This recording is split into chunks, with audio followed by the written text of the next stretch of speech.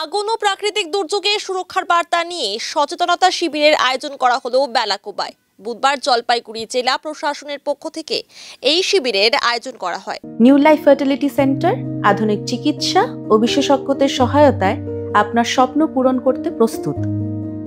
নতুন জীবনের স্বপ্ন সত্যি করতে আজই যোগাযোগ করুন। নতুন জীবনের সূচনা এখানেই। Cancer isn't the end. With the right care, it can be the start of a new beginning. Hope and Heal Cancer Hospital, where hope is real and healing truly begins.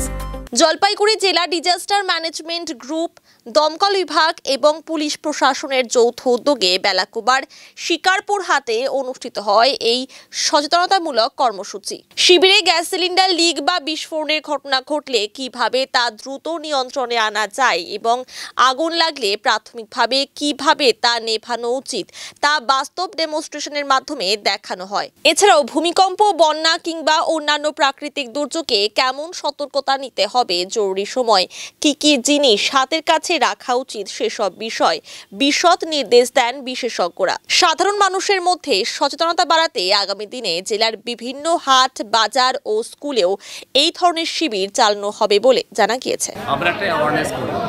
আমাদের জেলা প্রশাসন তরফ থেকে প্রত্যেকটা হাটে আমাদেরকে একটা রুটিন করে দেওয়া হয়েছে, যাতে করে মানুষের মধ্যে আগুন সম্পর্কে সচেতনতা বাড়ানো যায়, সেই উদ্দেশ্যেই আমরা বেরিয়েছি। দিনে হচ্ছে না, বিভিন্ন জায়গায় আমরা করে বেড়াচ্ছি। আজকে এখানে করলাম, বেলাকোবা ছিল আজকে, আমরা বেলাকোবা। এখানে হচ্ছে যে আমাদের সারা জলপাইগুড়ি জেলা প্রশাসনের উদ্যোগে রাজগঞ্জ বিডিও অফিস এবং শিকারপুর গ্রাম পঞ্চায়েতের ব্যবস্থাপনায় আমাদের এখানে ডিজাস্টার ম্যানেজমেন্ট এবং ফায়ার সার্ভিস, পুলিশ সবাইকে নিয়ে একটা অ্যাওয়ারনেস প্রোগ্রাম, অর্থাৎ গ্রামে গঞ্জে বিভিন্ন সময় হঠাৎ করে সিলিন্ডার আগুন লেগে যায়, সেটাকে কীভাবে তুরন্ত রোধ করা যেতে পারে, দুর্ঘটনা থেকে রক্ষা করা যেতে পারে, বা কোনো হয়তো ভূমিকম্প হলে পরে কীভাবে বাড়িতে মানুষগুলো সুরক্ষা পাবে সেটা করা।